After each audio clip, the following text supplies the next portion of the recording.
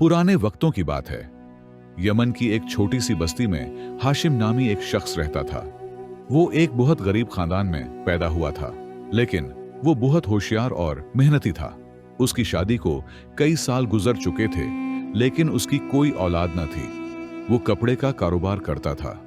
जब वो गरीब था तो उसे दौलत की ज्यादा लालच न थी, लेकिन उसकी मेहनत से जैसे जैसे उसके पास दौलत आने लगी, वो दिन रात उस दौलत को बढ़ाने की फिक्र में डूबा रहता।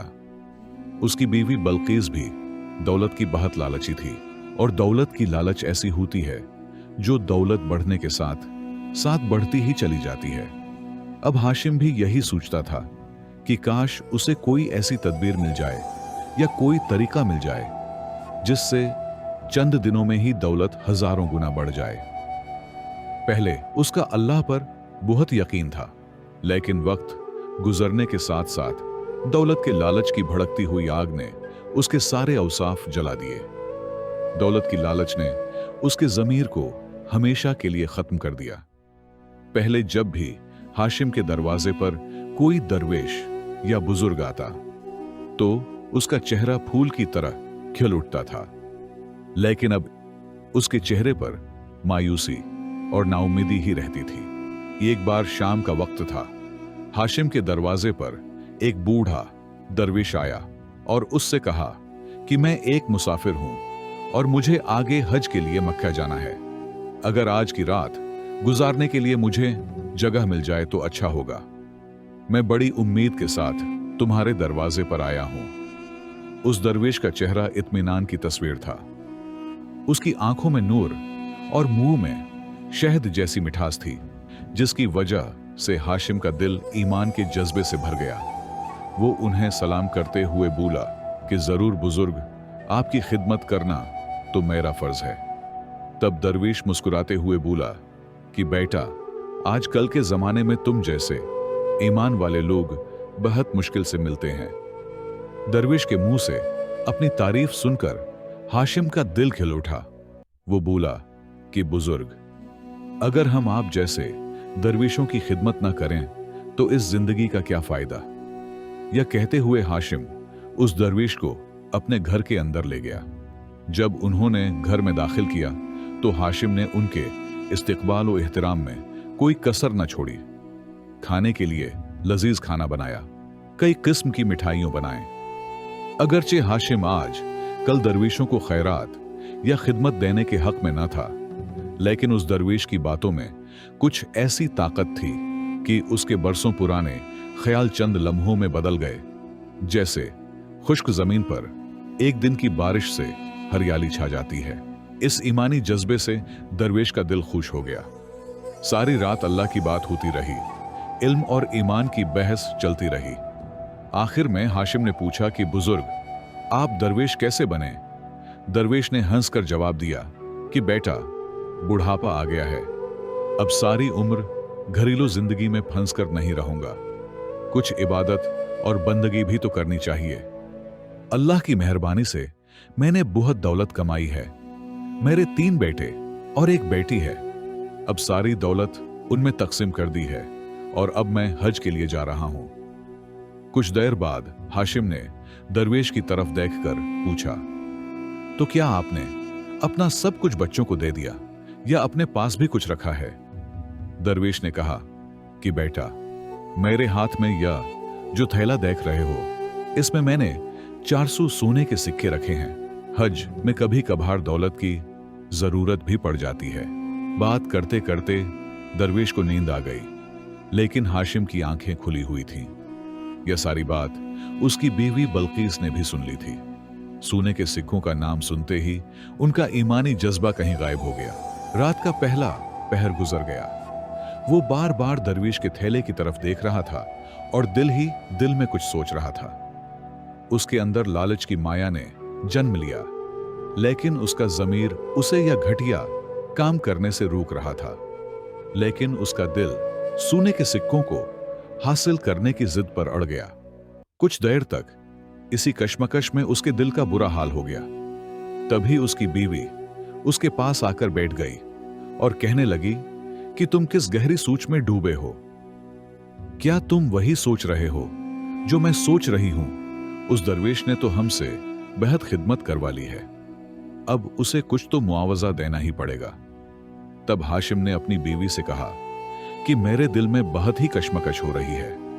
हमारा फर्ज है कि दरवाजे पर आने वाले की खिदमत करें, लेकिन अगर हम उसकी दौलत लूट लेंगे तो गुनाह होगा। शायद हमें ऐसा न करना चाहिए। तब उसकी बीवी ने कहा कि तुम कैसी बेफायदा बात कर रहे हो? उस दरवेश की उम्र तो ढल चुकी है और कौन जाने कब यह मर जाए। जिस तरह यह अब भी एक तरह से यतीम ही है और अपना आखिरी वक्त गुजारने के लिए मक्का जा रहा है, तुम अपने दिल को रोको और यह सोने के सिक्के ले लो। मुझे लगता है कि अल्लाह भी यही चाहता है। इसी वजह से यह दरवेश हमारे पास आया और जो बात सबसे राज में रखनी चाहिए थी वही बात उसने हमें बता दी। तब हाशिम ने अपनी बीवी की बात की तायद की। आखिर में लालच ने दीन को हरा दिया। हाशिम ने थैला उठा तो लिया, लेकिन उसके हाथ पांव भी कांप रहे थे। उसके ज़मीर ने एक बार फिर से चीखना शुरू कर दिया, लेकिन लालच के मजबूत हाथों ने उसे दबा दिया। फिर हाशिम और उसकी बीवी बल्कीस ने थैला खोला और उसमें से सोने के सिक्के निकाल लिए और उनकी जगह आम लोहे के सिक्के रख दिए। अगले दिन सुबह दरवेश ने हाशिम और उसकी बीवी से नरमी से इजाजत ली। अपने अगले सफर के लिए तैयार हो गए, लेकिन अब भी हाशिम का दिल डर रहा था। उसे यही डर था कि कहीं दरवेश को शक न हो जाए। इन ख्यालों के साथ उसका चेहरा पेला पड़ता जा रहा था, लेकिन दरवेश को इस बात की कोई खबर ही न थी। वो तो हंसते हुए बात कर रहे थे और रात की मेहमान नवाजी के लिए बार बार शुक्रिया अदा कर रहे थे। ऐसी गिरी हुई हरकत करने के बाद भी हाशिम ने उदास होते हुए कहा कि बुजुर्ग, मेरी कोई औलाद नहीं है। बराही करम अल्लाह से दुआ करें कि हमें कोई औलाद हो जाए। अगरचे हम गुनहगार हैं, हमारी दुआओं का कोई असर नहीं हो सकता, लेकिन आप तो दरवेश हैं, अल्लाह आपकी बात जरूर सुनेगा। तब एक मुस्कुराहट के साथ दरवेश ने जवाब दिया कि सुनेगा या नहीं ये तो वो खुद ही जानता है, लेकिन मैं तुम्हें दुआ देता हूं कि अल्लाह तुम्हें औलाद की नियामत अता करे। या कहकर वो दरवेश वहां से चले गए। उधर हाशिम के सर से जैसे एक बड़ा बोझ हट गया हो। उसे लगा जैसे दरवेश के जाने से उसके दिल से एक पत्थर हट गया हो, लेकिन वो दोनों मैया बीवी चोरी के फल से न बच सकते थे। यह बात हाशिम का दिल भी महसूस कर रहा था। वो इस चोरी के जाहिर होने से बेहद डर रहा था, लेकिन दोस्तों, चोरी का जाहिर होना तो लाजिमी था। इसका फल मुस्तकबिल के किसी पर्दे में छुपकर सही मौका की इंतजार में था। दूसरी तरफ वो दरवेश जब मक्का पहुंचे तो उनका दिल बेहद खुश हो गया। वहां दरवेशों और सालिहीन को देखकर दरवेश को बहुत खुशी हुई। फिर उसने सबसे पहले तवाफ किया और रात को दरवेशों और सालिहीन के साथ खानकाह में सो गए। अगले दिन नहाने के बाद उन्होंने उस खानकाह के बावर्ची को बुलाया और कहा कि मैं यहां आने वाले जायरीन के लिए अनाज की खैरात देना चाहता हूं। यह मेरी आखिरी ख्वाहिश है। बराहे करम मुझे बताएं कि तमाम लोगों के खाने, रहाइश और कपड़ों की खैरात के लिए कितना खर्चा हो सकता है। तब उस शख्स ने कुछ हिसाब लगाकर बताया कि बुजुर्ग, अनाज की खैरात, रहाइश, कपड़ों की खैरात और दीगर तमाम कामों के लिए तकरीबन 300 सिक्कों की जरूरत पड़ सकती है। क्या आपके पास इतनी दौलत है? दरवेश ने कहा कि ठीक है, आप फिक्र ना करें, आप बस कल के तमाम प्रोग्रामों की तैयारी करें। या कीकर वो जमजम पीने के लिए चले गए। फिर अगले दिन उनके कहे मुताबिक उस बावर्ची ने जायरीन के लिए सारे इंतजामात करने थे। उन्होंने बहुत धूमधाम और खुशी के साथ अनाज की खैरात, कपड़ों की खैरात, तिलावत और दीगर काम मुकम्मल करने थे। वहां मौजूद तमाम लोग देखकर खुशी से कहने लगे कि दरवेश खुद गरीब होकर भी कितने रहमदिल हैं, जिनके पास दौलत की कोई कमी न होती। वो फजूल के दिखावों में ही लिटा देते हैं, लेकिन दीन के रास्ते पर एक सिक्का भी खर्च न करते। लेकिन यह एक नेक दिल इंसान है जिसने अपना दीन समझा और दीन के सामने दौलत की लालच ना रखी। अपनी तारीफ सुनकर दरवेश की खुशी का कोई ठिकाना ना था। उनका दिल बाग बाग हो रहा था। जब शाम हुई तो दरवेश ने अपने कमरे का दरवाजा बंद किया और थैले खोल कर देखा। थैले के अंदर लोहे के सिक्कों को देखकर दरवेश का दिल कांप गया। उन्हें लगा जैसे वो कोई डरावना ख्वाब देख रहे हों। उन्हें अपनी आंखों पर यकीन न हो रहा था। वो चाहते थे कि यह ख्वाब जल्द से जल्द टूट जाए, लेकिन अफसोस कि यह कोई ख्वाब न था जिससे नींद खुल जाए। उन्होंने बार बार अपनी आंखें मलकर देखें, लेकिन सिक्के लोहे के ही थे। दरवेश को थोड़ी ही देर में बावर्ची से हिसाब करके उसे सारी दौलत देनी थी। दरवेश ने सोचा कि अब क्या होगा। जिल्लत की तस्वीर उनकी आंखों के सामने आ गई। वो कहने लगे कि ऐ अल्लाह, मुझे माफ करना। दरवेश कांपते हुए खड़े हो गए। उन्हें अपनी जिल्लत का ख्याल जिल्लत से भी ज्यादा डरावना लग रहा था। अब उनमें इस तौहीन को सहने की ताकत न रही और फिर उन्होंने अचानक दरवाजा बंद कर लिया। इसके साथ ही उनकी उम्मीदों के दरवाजे भी बंद हो गए। नाउमीदी ने हर तरफ से घेर लिया। दरवेश का चेहरा सफेद पड़ गया। दिल की धड़कन तेज होने की वजह से उनकी मौत हो गई। किसी को न पता था कि शाम इतनी दुख भरी होगी। कुछ ही वक्त में इस वाकये की खबर चारों तरफ फैल गई। यह सब देखकर उस बावर्ची ने ही दरवेश का आखिरी रस्म अदा किया और फिर अल्लाह का नाम लेकर अपने काम में लग गया।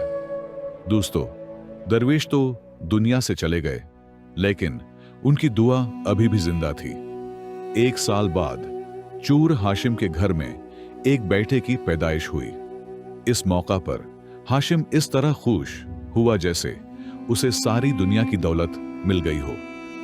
अब तो अंधेरे से भरे घर में रोशनी छा गई थी। उसके पांव जमीन पर न टिक रहे थे। घर में बेटे की पैदाइश की खुशी में उसने पूरे शहर को खाना खिलाया। उस दिन हाशिम ने अपनी सारी जिंदगी की कंजूसी निकाल दी और दौलत को पानी की तरह बहाया। उसने बेटे का नाम सालेह रखा। सालेह बेहद ही शाइस्ता और अल्लाह की इबादत करने वाला बच्चा था। उसकी तेज जिहानत देखकर हैरानी होती थी। लोग अक्सर कहते थे कि यह खानदान का नाम रोशन करेगा। हाशिम यह सुनकर खुशी से फूला न समाया। हाशिम यह देखकर अल्लाह का शुक्र अदा करता, लेकिन कभी कभार जब उसे उस दरवेश के साथ किए गए अपने बदअमल की याद आती तो उसके दिल में चुभन सी होती और उसकी रूह पर एक ऐसा खौफ छा जाता जिसकी वजह से बार बार उसे अपने आप पर गुस्सा आता। वो अक्सर दिल ही दिल में दुखी रहता और दिल ही दिल में कहता कि मेरी अक्ल कितनी खराब थी, मैंने यह पागलपन क्यों किया। खैर, गुजरा हुआ वक्त उसके हाथ में वापस न आ सकता था। फिर भी उसने 400 सोने के सिक्कों को एक लाल कपड़े में बांधकर संदूक में रख दिया और यह फैसला किया कि वो उस दरवेश को वापस करेगा। फिर उसने दरवेश की तलाश शुरू की। कई लोगों को भेजा, लेकिन वो दरवेश तक न पहुंच सका। वक्त गुजरता गया और हाशिम इस वाकये को तो भूल गया, लेकिन सोने के सिक्के अब भी उसी लाल कपड़े में लिपटे हुए उसी संदूक में पड़े थे। वक्त गुजरता गया और सालेह अब 21 साल का हो गया था। हाशिम की बीवी को एक खतरनाक बीमारी ने घेर लिया था। उसके इलाज में बेहद सारी दौलत खर्च हो रही थी। हाशिम को कारोबार में नुकसान होने लगा। वो जिस चीज को हाथ लगाता वो मिट्टी बन जाती। उसने जितनी भी दौलत इकट्ठी की थी सारी की सारी मिट्टी में मिल रही थी। शायद उसे अल्लाह की तरफ से सजा मिल रही थी। मकाफात अमल शुरू हो चुका था। देखते ही देखते हाशिम बर्बाद हो गया। उसकी बीवी भी मर गई और वो जिल्लत भरी जिंदगी गुजारने लगा। सालेह एक नेक और समझदार लड़का था। उसे समझ आ चुकी थी कि उसके बाप से जरूर जवानी में कोई बहुत बड़ा गुनाह हुआ है, जिसकी सजा उन्हें आज मिल रही है। आखिरकार एक दिन सालेह ने अपने बाप से पूछ ही लिया कि अबा जान, आपने ऐसा कौन सा गुनाह किया है कि हम पर इतने अजाब नाजिल हुए। हाशिम का जब्त टूट गया और वो ज़ारो क़ितार रोने लगा। उसने अपने बीते को सब कुछ सच सच बता दिया कि कैसे उसने एक दरवेश जो हज के लिए जा रहा था, उसकी थैली से सोने के सिक्कों निकाल लिए। सालेह यह बात सुनकर आबदीदा हो गया। उसका शक ठीक निकला था। फिर वो अपने बाप से कहने लगा कि अबा जान, आपने और अम्मी ने बहुत बड़ा गुनाह किया है, आपको इसका कफ़ारा अदा करना चाहिए। ना जाने वो बुजुर्ग किस नीयत से वो सिक्के लेकर जा रहा था। हमें उनके सिक्के वापस करने चाहिए और उनसे माफी भी मांगनी चाहिए, फिर शायद अल्लाह भी आपको और अम्मी को माफ कर दे। हाशिम ने अपने बेटे के सामने थैली रखी और कहने लगा कि बेटा, मैंने भी ये इरादा पहले से कर रखा था, इसीलिए मैंने ये थैली संभाल कर रखी थी। तुम फौरन मेरे साथ मक्का चलो और वहां जाकर उस बुजुर्ग के बारे में पता करो कि वो आज से कुछ साल पहले यहां हज करने आए थे, फिर कहां चले गए। उनके पास एक थैली भी थी। सालेह ने वो थैली ली और बाप के साथ मक्का की तरफ चला गया। बाप बेटे ने काबा का तवाफ किया और फिर वहां इत्तेफाक से उसी खानकाह में ठहरे जहां वो बुजुर्ग दरवेश ठहरा था। सालेह ने बावर्ची को आवाज दी। वो बावर्ची भी वही था जो 21 साल पहले दरवेश से मिला था। सालेह उस बावर्ची से दरवेश के बारे में पूछने लगा, लेकिन पहले उसे कुछ याद ना आया। फिर उसने थैली का जिक्र किया तो उसे याद आया और वो बताने लगा कि आज से काफी साल पहले यहां एक दरवेश आया था जिसने कहा था कि वो जायरीन की मदद करना चाहता, लेकिन अगले दिन उसकी मौत हो गई और उसके पास जो थैली थी उसमें सोने के न बल्कि लोहे के सिक्के थे। यह बात सुनकर सालेह कहने लगा कि जी हां, मैं उसी दरवेश के बारे में पूछ रहा था और मैं उनकी अमानत लौटाने आया हूं। आप उनकी ख्वाहिश के मुताबिक ये सिक्के जायरीन की मदद के लिए इस्तेमाल कर लें। बावर्ची यह देखकर बहुत खुश हुआ और कहने लगा कि मुझे पता था कि वो दरवेश बहुत नेक है, जरूर उसके सिक्के कहीं खो गए। हाशिम ने उस बावर्ची से दरवेश की कब्र के बारे में पूछा तो वो कहने लगा कि मुझे उसकी कब्र के बारे में इल्म है, मैंने खुद उन्हें अपने हाथों से दफन किया है। वो हाशिम और सालेह को दरवेश की कब्र पर ले गया और फिर वहां से चला गया। हाशिम दरवेश की कब्र पर गिड़गिड़ाकर माफिया मांगने लगा। वो ना सिर्फ अपने लिए बल्कि अपनी बीवी के लिए भी माफी मांगता रहा, जिसने उसे चोरी पर उकसाया था, लेकिन अब बहुत देर हो चुकी थी। और सच कहते हैं कि मकाफात अमल की चक्की चलती बहुत आहिस्ता है मगर पीसती बहुत बारीक है। हाशिम ने बुरा किया और उसके साथ उससे ज्यादा बुरा हुआ, लेकिन फिर भी उसे दरवेश का शुक्रिया अदा करना चाहिए, जिसकी दुआ से अल्लाह ने उसे बेटा अता किया और बड़ा होकर वो नेक बना और उसने माँ बाप के कुछ गुनाहों का कफ़ारा अदा कर दिया। दोस्तों, आपको यह कहानी कैसी लगी? कमेंट सेक्शन में जरूर बताएं। अगर वीडियो अच्छी लगी हो तो इस वीडियो को लाइक करें और चैनल को सब्सक्राइब जरूर करें। फिर मिलेंगे ऐसी ही किसी नई कहानी के साथ। तब तक अपना ख्याल रखें। शुक्रिया।